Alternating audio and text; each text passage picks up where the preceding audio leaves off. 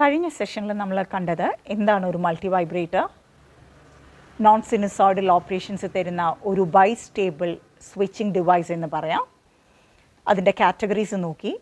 അതിൽ astable multi വൈബ്രേറ്ററിൻ്റെ circuit നമ്മൾ കൺസെപ്റ്റുകൾ വെച്ച് വരയ്ക്കാൻ മനസ്സിലാക്കി. അതായത് അതിന് ഒരു പേരും കൂടെ ഉണ്ട്, ഫ്രീ റണ്ണിങ് മൾട്ടി വൈബ്രേറ്റർ എന്നുണ്ട്. കാരണം അത് ഒരു സ്റ്റേജിൽ നിന്ന്, ഒരു ക്വാസി സ്റ്റേബിൾ സ്റ്റേജിൽ നിന്ന് മറ്റേ ക്വാസി സ്റ്റേബിൾ സ്റ്റേറ്റിലേക്ക് തനിയെ മാറിക്കൊണ്ടിരിക്കും, ഫ്രീ ആയി റൺ ചെയ്തുകൊണ്ടിരിക്കും. You don't need any triggering for this. അതുകൊണ്ടാണ് ഫ്രീ റണ്ണിങ് മൾട്ടി വൈബ്രേറ്റർ എന്ന് പറയുന്നത്. അതൊരു സ്ക്വയർ വേവ് ജനറേറ്റർ കൂടെയാണെന്ന് പറഞ്ഞു. ഇനി അതിൻ്റെ വർക്കിംഗ് എന്ന് പറയുന്നത് ബേസിക്കലി ഓപ്പാമ്പിൻ്റെ കമ്പാരറ്റർ ആക്ഷനാണ്. അത് ഡീറ്റെയിൽഡായി കണ്ടു. പിന്നെ അവിടെ പോസിറ്റീവ് ഫീഡ്ബാക്ക് ആവശ്യമുണ്ട്. ഓസിലേറ്ററാണ്. പോസിറ്റീവ് ഫീഡ്ബാക്ക് എങ്ങനെയാണ് കൊടുക്കുന്നത്? Feedback fraction beta is equal to R1 plus R2 എന്നുള്ള കൺസെപ്റ്റ് പറഞ്ഞു. ഇനി നമുക്ക് അതിൻ്റെ വർക്കിങ്ങിലേക്ക് കൃത്യമായിട്ട് നോക്കാം. Let us assume that the voltage across this capacitor is 0 initially at time t is equal to 0. അതായത് ഈ കപ്പാസിറ്ററിൽ വോൾട്ടേജ് സ്റ്റോർഡ് ഇല്ല.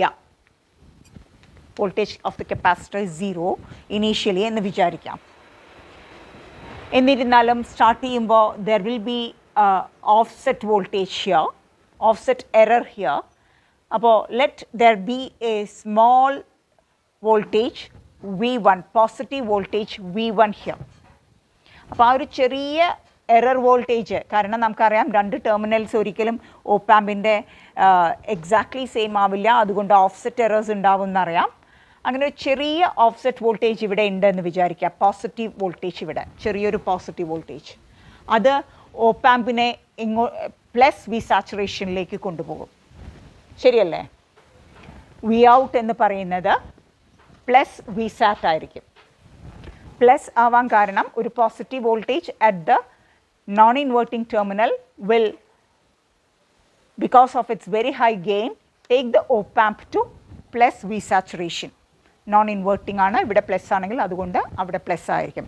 ഇവിടെ 0 വോൾട്ടേജ് ആണെന്നാണ് എടുത്തിരിക്കുന്നത്. അപ്പോൾ ഡിഫറൻഷ്യൽ വോൾട്ടേജ് എന്ന് എടുത്ത് നോക്കാം. V1 മൈനസ് V2 പോസിറ്റീവ് ആണ്, അതുകൊണ്ട് ഔട്ട്പുട്ട് പ്ലസ് വി സാറ്റിലായിരിക്കും. അപ്പോൾ ഇത് പ്ലസ് വി സാറ്റിലേക്ക് വിത്തിൻ നോ ടൈം ആണ് പോവുക, കാരണം ഗെയിൻ അത്രയും ഹൈ ആണല്ലോ. അങ്ങനെ വരുമ്പോൾ ഫീഡ്ബാക്ക് നടക്കും. So voltage at V1 now becomes beta times plus Vsat. ഇതാണ് V1 എന്നുള്ള റെഫറൻസ് വോൾട്ടേജ്. ബീറ്റ എന്ന് പറയുന്നത് നമുക്കറിയാം, beta is equal to R1 plus R2, the feedback fraction. അപ്പോൾ ഇവിടുത്തെ വോൾട്ടേജ് ഇപ്പോൾ V1 ആണ്, ഫസ്റ്റ് തിങ്. ഇനി ഇവിടെ പ്ലസ് Vsatലേക്ക് പോയിട്ടുണ്ടെങ്കിൽ അത് ഈ കപ്പാസിറ്ററിനെ ചാർജ് ചെയ്യാൻ തുടങ്ങും. Capacitor starts charging from 0 volt. അങ്ങനെ ചാർജ് 0.1, 0.2 വോൾട്ട്, 0.3 വോൾട്ട് അങ്ങനെ കൂടി പ്ലസ് വി സാറ്റിലേക്ക് പോകാൻ അത് തുടങ്ങും. പക്ഷേ കൂടി വന്ന് എപ്പോൾ ഈ വോൾട്ടേജിനേക്കാൾ കൂടുതലാകുന്നുവോ അത്, when V2 goes greater than V1 which is equal to beta Vsat. ഈ വോൾട്ടേജിനേക്കാൾ എപ്പോൾ V2 കൂടുന്നുവോ അപ്പോൾ എന്താണ് ഉണ്ടാകുന്നത്?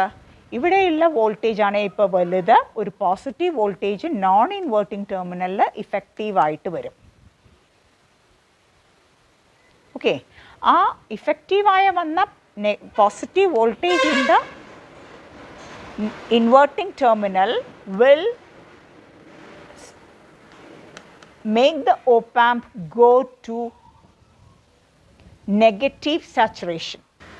പോസിറ്റീവ് മാറി നെഗറ്റീവ് സാച്ചുറേഷനിലേക്ക് ഓപ്പാമ്പ് പോകും. ഒന്നും കൂടെ പറയാം. ആദ്യം ഇവിടുത്തെ വോൾട്ടേജ് 0 ആണെന്ന് എടുക്കുന്നു, V2. V1 ഒരു ചെറിയ വോൾട്ടേജ്, എറർ വോൾട്ടേജ് ഉണ്ടെങ്കിൽ ഉണ്ടാകും, എന്തെങ്കിലും ഒരു എറർ വോൾട്ടേജ് എപ്പോഴും ഉണ്ടാകും ബൈസിങ് സപ്ലൈ കൊടുക്കുമ്പോൾ.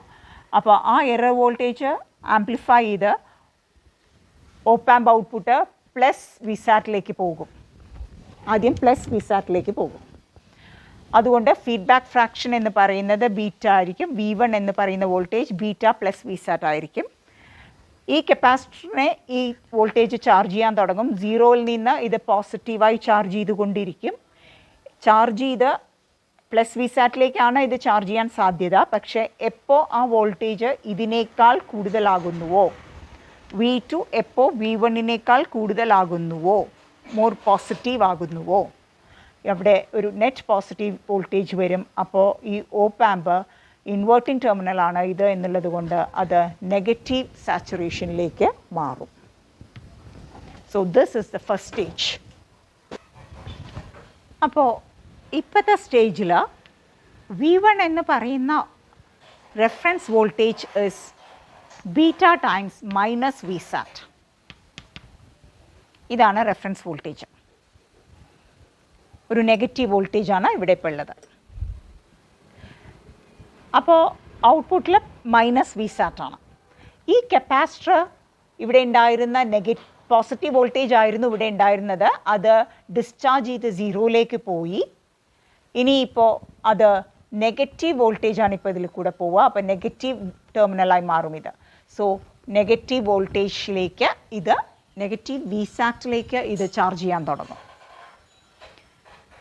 അപ്പോൾ നെഗറ്റീവ് വി സാറ്റിലേക്ക് ചാർജ് ചെയ്തുകൊണ്ട് ഇരിക്കുമ്പോൾ whenever that negative voltage becomes greater than this reference voltage which is also negative, ഇവിടെയുള്ള നെഗറ്റീവ് വോൾട്ടേജിനേക്കാൾ മോർ നെഗറ്റീവ് ആവുന്ന ഒരവസ്ഥയിൽ ഇത് ചാർജ് ചെയ്തുകൊണ്ടേ ഇരിക്കുകയാണ് മൈനസ് വി സാറ്റ് എത്താൻ വേണ്ടിയിട്ട്. പക്ഷേ എപ്പോൾ ഇതിനേക്കാൾ മോർ നെഗറ്റീവ് വോൾട്ടേജ് എത്തുന്നുവോ അപ്പോൾ ഇഫക്റ്റീവായ ഇവിടുത്തെ വോൾട്ടേജ് നെഗറ്റീവ് ആവും. അപ്പോൾ ഓപ്പ് ആമ്പ് തിരിച്ച് പോസിറ്റീവ് സാച്ചുറേഷനിലേക്ക് പോകും. This gets converted to positive V sat. അതാണ് അടുത്ത സ്റ്റേജ്. ഒന്നും കൂടെ പറയാം. When the output voltage is minus V sat, the feedback voltage at the reference point V1 will be minus beta V sat. The capacitor will discharge to zero and then start charging to minus V sat through this path. While charging to minus V sat, when the voltage across this capacitor overshoots the negative voltage here, the differential voltage becomes a negative voltage in net, in total at the inverting terminal. So it will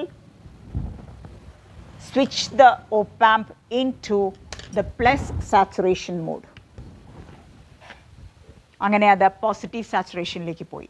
ആദ്യം first സ്റ്റേജിൽ അത് negative സാച്ചുറേഷനിലേക്ക് പോയി. Second സ്റ്റേജിൽ ഇപ്പോൾ അത് തിരിച്ച് positive സാച്ചുറേഷനിലേക്ക് പോയി. Now അടുത്ത സൈക്കിൾ അപ്പോൾ എന്തായിരിക്കും?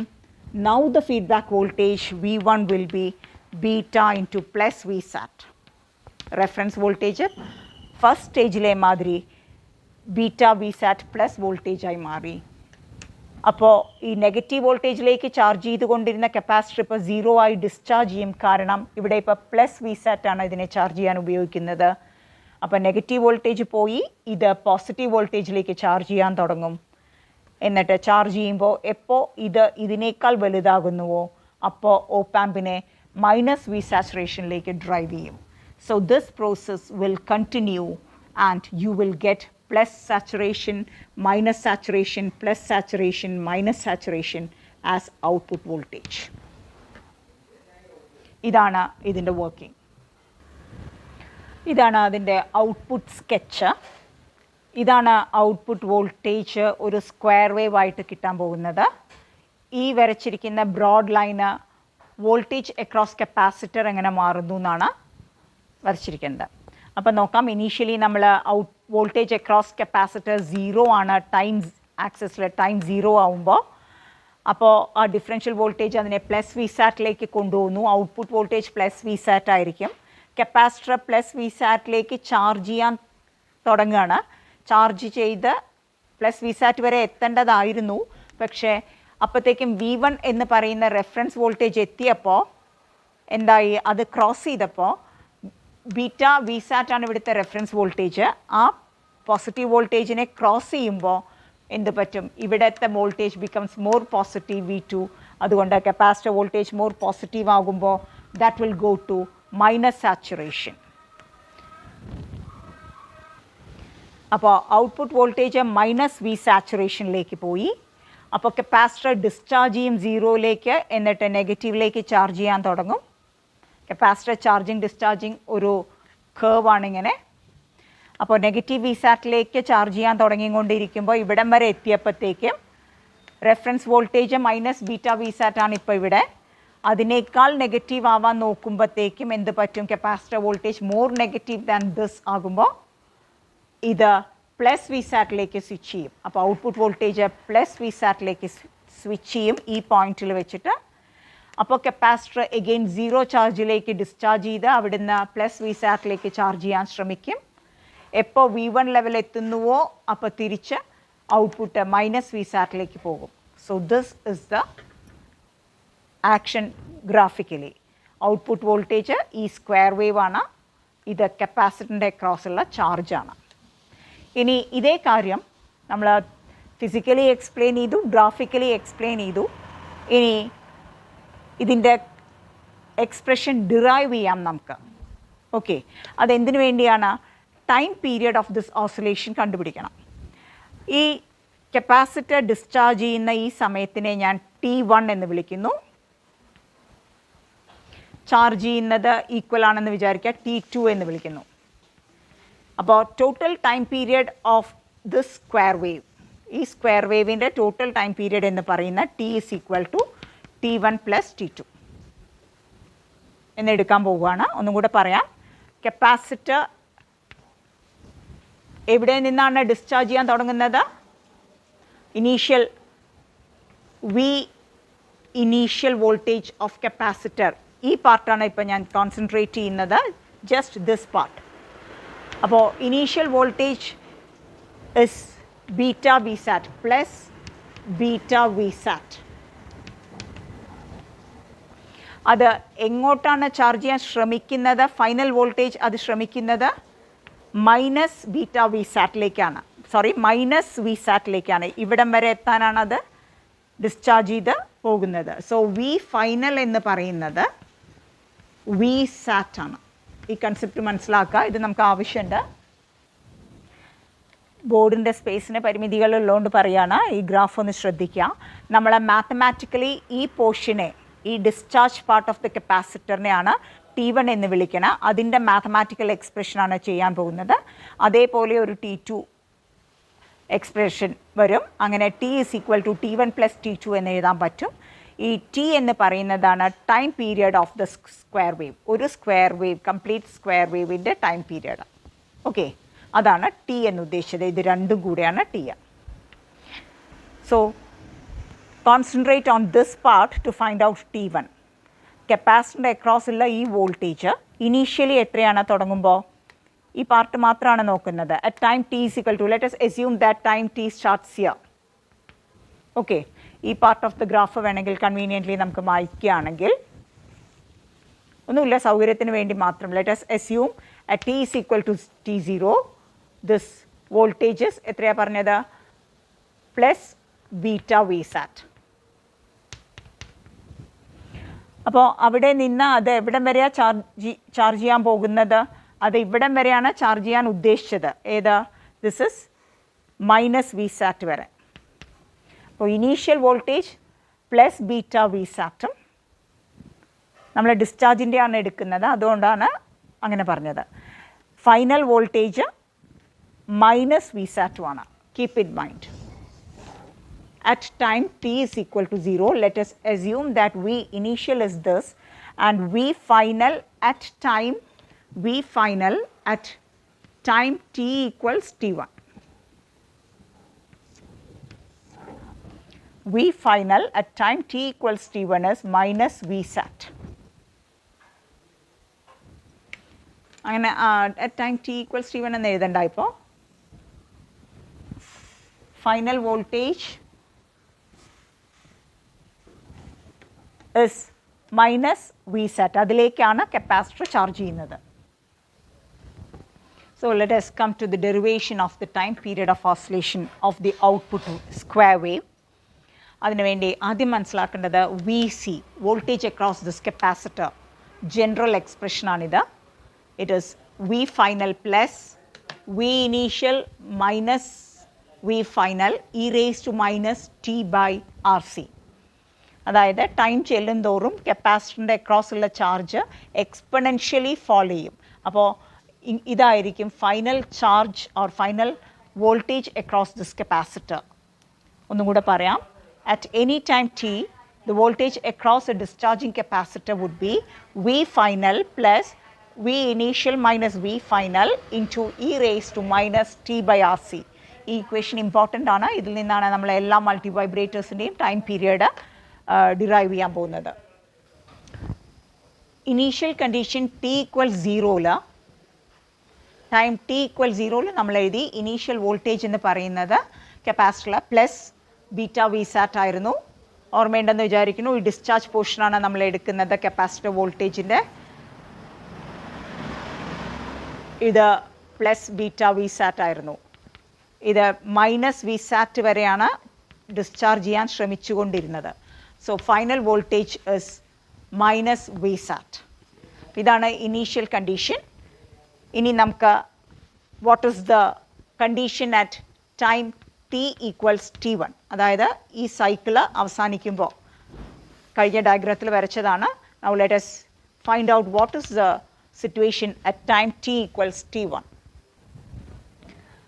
അപ്പോൾ ഈ പറഞ്ഞ ഇനീഷ്യൽ കണ്ടീഷൻസ് അങ്ങോട്ട് മാറ്റി എഴുതി. ഇനി at time t equals t1, അതായത് നമ്മൾ പറഞ്ഞു എന്താണ് എഴുതുന്നത് എന്ന്. ടൈം t ഈക്വൽ 0 എന്ന് പറയുമ്പോൾ ഇവിടെ എടുത്താൽ t ഈക്വൽ 0 കപ്പാസിറ്റർ ഇങ്ങനെ ഡിസ്ചാർജ് ചെയ്ത് ഇങ്ങോട്ട് മൈനസ് വി സാറ്റിലേക്ക് പോവുമായിരുന്നു അല്ലേ.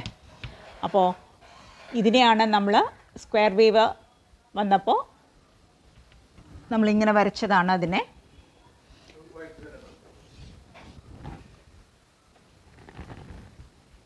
This is A voltage across capacitor. അത് ടൈം t1ൽ ഇത്ര പീരിയഡിൻ്റെ ഉള്ളിൽ 0ൽ നിന്ന് t1 ടൈം കഴിയുമ്പോൾ എന്താണ് കണ്ടീഷൻ എന്ന് നോക്കാം. So voltage across this capacitor at time t1 is equal to V final എന്ന് പറഞ്ഞു കഴിഞ്ഞാൽ മൈനസ് വി സാറ്റിലേക്കാണ് ഫൈനലി അത് പോകാൻ ശ്രമിച്ചുകൊണ്ടിരുന്നത്, പ്ലസ് വി ഇനീഷ്യൽ, അതിൻ്റെ initial value plus beta V sat ആയിരുന്നു, minus V final, that is minus V sat e raised to minus t by RC. അപ്പോൾ ഇതൊന്ന് നമുക്ക് സിംപ്ലിഫൈ ചെയ്യാം. അറ്റ് ടൈം t1 ഇതായിരിക്കും കപ്പാസിറ്റർ വോൾട്ടേജ് എന്നുള്ളത് നമുക്ക് ബേസിക് ആയിട്ടുള്ള കപ്പാസിറ്റർ ഡിസ്ചാർജിങ് ഇക്വേഷൻ വെച്ചിട്ട് എഴുതാൻ പറ്റി. സോ ഇനി വി സി അറ്റ് t1 എന്താണെന്നാണ് നമ്മൾ കണ്ടത്. It will go up to എത്രയാണ് voltage? Minus beta V sat വരെ അതിന് പോകാൻ പറ്റുള്ളൂ അറ്റ് t1. നിങ്ങളുടെ കയ്യിലുള്ള ഡയഗ്രാം നോക്കുക. t1 എന്ന് പറയുന്ന സമയത്തിൽ voltage across this capacitor will reach minus beta V sat. അല്ലെങ്കിൽ ആ ഡയഗ്രത്തിൽ ഞാൻ അതിനെ മൈനസ് V1 എന്നോ മറ്റേ എഴുതിയിരുന്നു തോന്നുന്നു ആദ്യത്തെ സർക്യൂട്ടിൽ.